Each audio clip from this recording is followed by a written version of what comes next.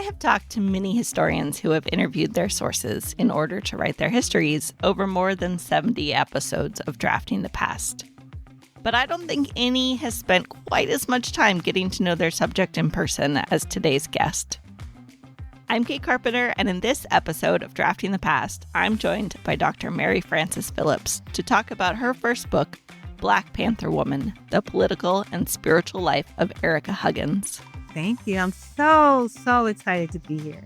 Mary is an associate professor of African American Studies at the University of Illinois-Urbana-Champaign and considers herself a historian and scholar activist. Black Panther Woman is the first biography of Black Panther Party member Ericka Huggins, emphasizing Huggins' use of spiritual wellness practices to care for herself and her community during her unjust incarceration and following her release. Mary and I talked about what it was like to write a book about a subject she had gotten to know so well. And while Black Panther Woman shared a subject with Mary's dissertation, in many ways it was an entirely different project. We talked about that change, how she keeps a sense of joy and play in her writing even when the subject is difficult, and I pushed her for some details on her accountability system because I know many of us could use ideas for keeping our writing projects on track. I started by asking Mary to describe how her career as a writer evolved. Here's more of what Dr. Mary Frances Phillips had to say. So I started when I was writing my dissertation as a PhD student. The dissertation at one level is the exercise of finishing a long-term writing project. And then I published a couple journal articles from my research from the dissertation, and then began working on the book. And the book took me in a very different direction, or Ericka's life, that I didn't cover in my dissertation. So it has all new research in the book. And writing the book took me years getting all that research, prison records, FBI documents, and years of interviews with Ericka and others who knew her. And so for me, writing is a process. It's about getting the ideas down. And then I consider the real writing, for me, happening and doing a revision process.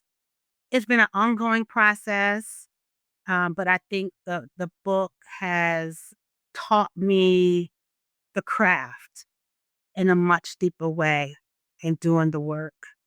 And not just the writing part, but the research part of it in a way that's much more in-depth than my dissertation journey took me. Let's talk a little about the how of your writing. When and where do you like to do your writing? I like to write at home. That's where I'm most comfortable, in my own space, my own zone. Occasionally, I write at coffee shops with friends, but primarily I write at home. I also write in community on Zoom with other Black women historians, but I'm usually in my home office, going deep into the work. Are there tools that you like to use? How do you organize yourself? Yeah, so when I'm working on a project, I use a lot of tools, particularly Dropbox. When I'm thinking about organizing my sources, organizing my materials, I have a lot of documents and my archival documents, my secondary sources, literally everything is in Dropbox, and it's organized thematically by chapter, by section that I'm working on. But I'm very old school in a lot of ways. So I do have a lot of hard copies, and I prefer to hold the document and kind of go through the document that way, or the book, or what have you. So that's one of my more primary tools that I use is Dropbox. And then I do a lot of brainstorming as well as I am at the beginning stages of the manuscript. I also print a lot, revise a lot. I love colored pens and highlighters and markers and stickies, and all of that kind of stuff is really important. I have a whole accountability system as well. I'm a deep, serious planner. And so, I'm planning ahead of how I want to organize this, what sections I need to work on, what documents I need here. So those are and I need all the tools to do that. So, yeah. Tell me more about your accountability system. Oh, my goodness. So my accountability system, so once I do my planning and I have, whatever sections I'm going to work on, how much writing I'm going to do in a particular day. Usually first thing in the morning, I'm doing my writing because writing is hard and I like to get the hard things out the way in the morning. Once I have that goal and I've met that goal, I've started that goal, honestly, I have a whole sticker collection and I use stickers as part of so I bring a little bit of pleasure into the process. Like I said, writing is really, really hard. And so I have things around me in my home office that brings me joy to look at, if it's, motivational statements or if it's things from my childhood that puts me in a space of play in a way that, because it translates, it helps me do the kind of work that I want to do and bringing that to the page. I recently ordered a whole bunch of stickers myself, so I love to hear that. Where in the research process do you start writing? I usually start writing when I have enough primary source materials and I've done enough reading of secondary documents. And I have a clear argument and I can support that claim. And so I begin thinking about the drafting process of a book proposal or a journal article and how I'm going to organize that. But I'm starting a new project, so I'm going, from just coming off of a book and starting a new project, I'm going all the way back to the beginning and really familiarizing myself first with the secondary literature that's out there. So, right now it's just getting familiar with what scholars are saying, understanding where the gaps are, the argument I'm trying to make. So for this project, it's going to take a while for me to begin to really do the kind of serious drafting for this whole new project that I'm doing. But usually it's, okay, I got my argument, got my primary sources, I can visualize it and I stop putting it on a page. You mentioned that for you, the work of writing really takes place in revision. How does that shake out? What does revision actually look like for you? Is rereading it several times. It's making sure that my the fabric of the piece is there, my argument. So everything should go back to the central argument. So for me, it's going through each paragraph and making sure that whatever I'm saying comes back to support my claim. There's a reason for everything you're saying. So that's part of the revision as well for me. And looking at my introduction, looking at my conclusion, it's like almost like a puzzle and making sure the fabric is supported to reassert the claim that I'm making. Part for me that's really important in the revision process is a book manuscript workshop. It was really helpful for my first book, Black Panther Woman. And so because it was so fruitful to the work, it has now become part of my revision process. It is something I turn to when I'm at the end, close to the end. And, I come with clear goals of what I am trying to get out of the book manuscript workshop, with those questions and queries and things that I'm still struggling with, or big picture ideas, or particular sections. So I have clear goals as I go into the book manuscript workshop. But that's something that's very important for me to the revision process as well. For listeners who might not know, could you sort of describe what happens at a book manuscript workshop? Yeah, so it can look different for many different people. You can design it as you wish. A lot of times it is about bringing scholars in your field together that you trust, that are really supportive of your work, and sending them the full manuscript or pieces of the manuscript and offering feedback. For me, I prefer that to be in community where we're all coming together, if it's online or in person, and we're having a conversation about the work and dialoguing about the work. It really helps you understand how others are understanding your work, what's striking about the work, what are the gaps in your work or what have you? How are other people reading your work? Is the work doing exactly what you intended for it to do? As well as it always feels good to talk about your work. And you usually have a moderator, you might have a note taker, a set of questions. You can, devise it however works best for you. And so it is to help advance the book.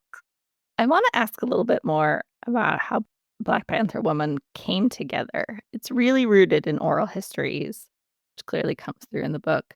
But that's especially true when it comes to Ericka Huggins, the book's subject. And you talk in the introduction about how you came to have a distinct relationship with her as the result of those interviews and your ongoing interactions as you were researching and writing. How did that relationship shape the way you approached writing? Well, because of the gaps in the archives, I knew I needed to conduct oral histories with Ericka of things about her life that only she knew and corroborate that with my primary materials.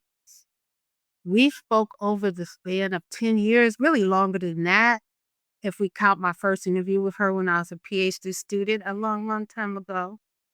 In the book, I describe my relationship as one of complex camaraderie. It's been high moments, it's been low moments, it's been ups and downs. It's complex. It's the best way I can describe it. And I talk more about it in the book. I encourage people to pick up the book.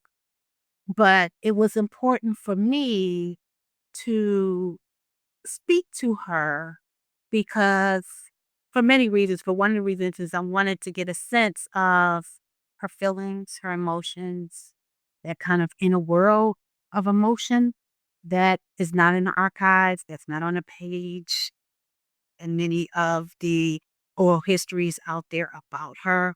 And so I wanted this book to be a very different type of book that does the work of intimate histories, that really does the work of telling a human story. That was important to the work. And Ericka was comfortable with that as well. And so there was some conversation about that and talking to her about the way in which I wanted to write the book and her sharing with me. She's very clear in her hopes that a person writing a book on her, other Panthers would be able to see themselves in the story and that it could speak to an audience outside of the academy. And we both shared that same sentiment. So that worked well. I think all historians owe something to the people that they write about, but a lot of them don't have to face those people. They don't. They're not going to have a chance to respond. How did it affect you while you were working on the book, knowing that Ericka would read it, knowing that she would respond to it? That's a really good question. I had been talking with Ericka for so long, I started to get a sense from my experience, my perspective, on things she might even say when she read parts of the book, or she read all of the book initially, but the introduction. I mean, when the book came out, she read the introduction. And so there's some parts of the book that was taken out, some stories per her request, which I respected, and we had some conversation around that. And then it was other parts of the book where I was like, Ericka, this has to stay, and this was why. And having a conversation around that. It's challenging. It wasn't an easy book to write. It's probably one of the most difficult things I've ever did in my life. And navigating, there's a whole line of navigation, delicate balance in writing a book on someone very invested in the book. But I think the book is better for it. I think the book is much more intimate and thorough and comprehensive. And it really holds tight to a care of ethics to Ericka, and with Ericka still being with us. And that's just how I write, period. Holding ethics close. And that's a priority. And so it was important that we both were comfortable with what was in the book and what was coming out. And understanding my role as a professional historian, I think was important too, while also balancing her request. And again, I talk about this a lot in the book. But I think that we did well with the book. I'm very proud of the book. To talk a little more about the book that emerged as a result of that relationship, I asked Mary to read an excerpt from her book. Here's Dr. Mary Frances Phillips reading from Chapter 2 of Black Panther Woman, The Political and Spiritual Life of Ericka Huggins. In the autumn of 1962, Ericka entered McKinley Tech, a predominantly Black high school in Washington, D.C. Her unwavering sense of self was shaped by her mother's stories of transcending race and class, instilling in her a deep-rooted passion for activism. It was more than a mere interest. It was a calling, a destiny she couldn't escape. In August 1963, the March on Washington for Jobs and Freedom was announced on television. Ericka felt called to attend. She was only 15 years old, not the legal age of official adulthood. Like many other young people, she knew she must witness the event with her own eyes and was determined to get there, no matter what her parents might say. "I'm going," she declared. "You know, that's no place for a 15-year-old," her mother promptly responded. "Why not? The police will be there. It's unsafe for you," Miss Jenkins explained. "But Mama, you don't want me to go? You're afraid for me? But you taught me to love Black people." "I know I did." "And you taught me to stand up for Black people," Ericka insisted. "I know I did. But I didn't mean you. I didn't mean I want you to do it." "Well, I am, and I'm going. You could punish me when I return." Ericka insisted, even as her mother tried to dissuade her. Mrs. Jenkins instructed her to tell her father, who was sober at the time, what she was about to do. He was shocked and quiet. Ericka remained resolute as she sensed the impending life-altering impact of the March on Washington. Amidst the racial unrest of the 1960s, participating in the March on Washington posed great danger, including the ominous presence and deployment of law enforcement and the fear of potential uprisings. The haunting memories of children peacefully protesting in the spring of 1963 in Birmingham, Alabama, assaulted by water hoses and attacked by police canines, were indelibly etched in her mind. These harrowing images, captured on film and broadcast all over the world, sent a chilling message that no one, not even youth, was safe from the perils of mob and police violence. What if Ericka got arrested? What if she got hurt? Ericka parents worried about their daughter's personal safety, but ultimately they did not stop her. Ericka, in turn, stepped into her independence and asserted her identity as an individual able to make her own decisions. Deep within, she knew that the large crowd of people would act as a shield against any potential harm. Ericka traveled roughly 45 minutes alone on the bus, which included a transfer from her home on 55th and East Capitol Street southeast to the March on Washington in Northwest D.C. Years later, she recalled, "It was my singular destiny.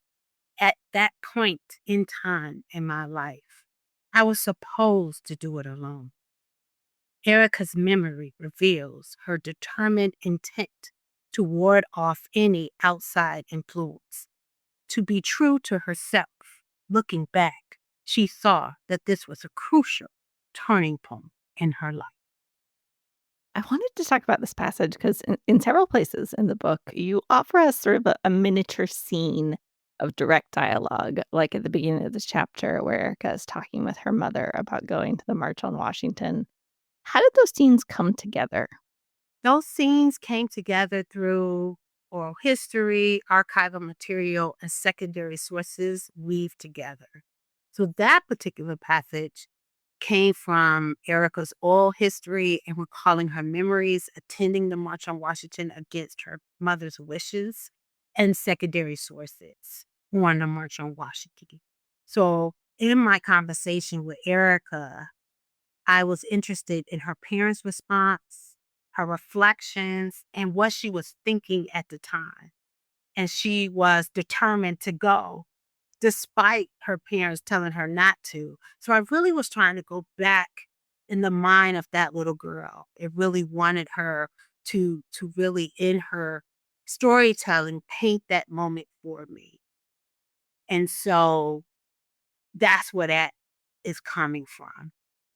Those a wealth of those stories she shared with me. I know that for both you and Ericka, writing this book in a way that was accessible to people, not just in the academy, but beyond it, was really important. How did you keep that goal front of mind as you were drafting and revising? So that's a goal that I hold strong with all my writing. I want my writing to be able to speak to folks beyond the academy, not just people within the academy. I want my work to be able to speak to those in the community, to speak to students learning, to speak to activists. And so the work being accessible is vital, is critical for me. And so it was a goal of mine to also write the book with vivid narration in a very intimate way. I wanted to speak to a broad range of people. And so I felt like doing that, writing the book in that way was the best way to do that. And Eric and I shared shared the same sentiment in that particular writing style, using that particular writing style. And the book is about Erica's spiritual journey as a case study for understanding radical women's wellness practices, Black Panther activism within the carceral system, political prisoners, and prison resistance. And so writing the book intimately in such a way that invokes feelings and connections to the mind, the body, and the soul, with all the senses in mind, also how I'm writing, was absolutely necessary to the work of the book and the argument of the book and what I'm trying to do in the story that I'm trying to tell. I felt like because of the thread of the book, what the book is about, but also the limitations that I was up against. Like I talked about, it was hard to find all the intimate things that I was looking for about Erica's life in the archives. It was important for me to and necessary for me to tell the story the way that I'm telling the story. Accessibility is so important. I mean, for me, that's part of why I do the work that I do. One thing that makes this book so interesting, but that I have to imagine also made it hard to write, is that you are making these sort of nimble shifts all the time between this historical narration that makes me as a reader really feel like I'm there. I'm in the past and in those moments. But you're also really incorporating the reflection on those same moments that's coming from the memories that Ericka and other subjects that you talk to are sharing with you. And that's part of what you're doing in the book, right? Is showing us these things kind of side by side. Was it challenging to write that way? How did you figure out how to balance those? That was something that as I continued writing, I got better at through the process of writing the book. So voice was really, really important. Understanding my voice, making a distinction between my voice and Erica's voice, right, in the book, other people's voices, knowing when other folks enter, when I enter, having control over that. And that balancing act was important. So coming in and out of the story to analyze and make clear how the stories connect to the thread of the book was important. Was that something that you really had to work on in revision, or did it come through in the drafting? No, revision. Revision. In the drafting, I was still figuring it out. And I think that's because of my proximity to Ericka being so close. In the revision process, it became clear, right? And so that's in that revision process, my voice got more pronounced and became, this is my voice. This is Ericka's storytelling. This is, her being quoted or talking about a particular aspect of her life. This is my analysis, right? This is a moment where, like it's one part of the book where I recall when Ericka was incarcerated and she has an accounting of one story, and then another prisoner that I talk about, Francis Carter, has another accounting. And so being very clear, this is Ericka's perspective, this is Francis Carter's perspective, and this is my analysis, right, of both of their perspectives, and letting the reader make their own decision because they have contrasting stories or different interpretations of a particular moment that I talk about when they were incarcerated. So I let the reader make that decision, but they have both. And then they have my analysis of it as well. So the revision part was key. That's kind of where you figure out what you're really doing, and it becomes clear. So voice was a big challenge with writing this book that became prominent, and I got in control of it during the revision process. I know you mentioned the book manuscript workshop and how helpful that was for you. Do you also have a writing community that you're a part of, people you look to for feedback on your work? Yeah. So I am part of a writing community of Black women historians. We write together. If we need feedback or if you need to talk through something or really just struggling, just doing our work as Black women academics and Black women historians, we can turn to each other for support. So it's not just a writing group, it's also a support group. It's a group that I very much trust. And it's a group where I talk about that play, right? Where we integrate some fun while also doing our work as well. So it's a space that is very important to me and that I hold close to me. But yes, I do write in a group with other Black women historians. I have to imagine that element of play is especially important when you're working on something that's so difficult, not just craft-wise, but difficult emotionally to write and to work on. Yeah. Sometimes for some people, when we become adults, we lose that sense of play that we had as children, where anything is possible and you're thinking without boundaries and you have such a vivid imagination. And so for me, that becomes important to remain in touch with that as I get older and not lose that because it helps me become a stronger writer.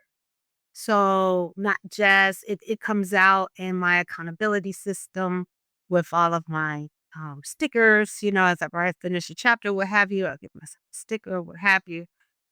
But I also have a doll collection as well. And so all of this is energy for me to do the kind of creative work that I do.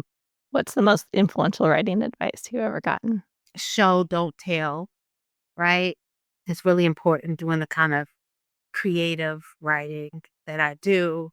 You can't tell everything, so share exactly what the readers need to know to keep the story moving forward. And then write with all the senses in mind. Those have been the three pieces of advice that has been life altering by writing. Are there other historians or writers or maybe even other forms of media that you look to for inspiration? Yeah, so I'm a big fan of your podcast. I love hearing about historians and the process of writing and what that looks like. It's so generative. I'm also very inspired by Saidiya Hartman's works. She writes so vividly. I also read all types of novels. I'm into Kennedy Ryan's books now. It's what I'm reading right now. But reading novels helps me do the type of work or the type of writing that I'm doing. What do you find you take from novels as a historian? How to think about characters, what moves a character, what drives a character, what keeps a character interesting, how to actually write characters is really helpful. How to build a character is also key. And when I say that, I'm thinking about fully developed characters versus characters that are not fully developed. And so understanding how to write a fully developed character and keep the story moving as connected to the thread is what I get from reading novels. And all kinds of novelists do it in very different ways, but it's really helpful thinking about character development. Now, you mentioned a little earlier in our conversation that you are starting on another project, that you're familiarizing yourself with the literature.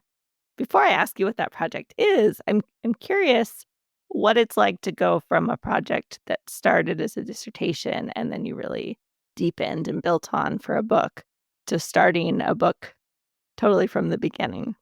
I feel like what I'm about to embark on again is a little similar to what I did for the book because Black Panther Woman is so different from my dissertation. A lot of it's all new research, all new primary materials. I delve into a life, a part of Ericka's life. I mean, in Black Panther Woman that I didn't look at all in my dissertation. And so I had to kind of learn her life in prison and what was going on. And so in a lot of ways, it felt like a whole new project, even though it was on the, same person. With this new project, I feel like I am starting that process again, all the way to the beginning. And I'm so in the early stages of this new project. I'm at the literature review and kind of seeing what scholars have said about the topic, what the gaps are, and trying to figure out, you know, what I want to contribute to move the scholarship forward. And so it's different.